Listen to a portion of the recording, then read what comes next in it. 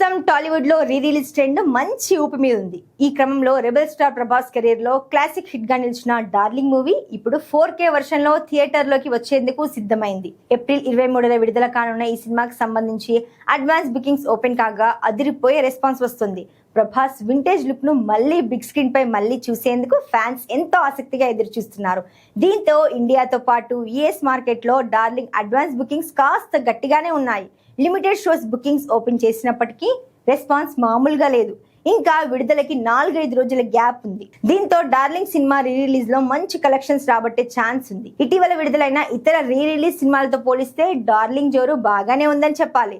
కరుణాకరన్ దర్శకత్వంలో తెరకెక్కిన ఈ చిత్రంలో ప్రభాస్, కాజల్ అగర్వాల్ జంటగా నటించారు. 2010లో విడుదలైన ఈ సినిమా అప్పట్లో ఘన విజయం సాధించడమే కాకుండా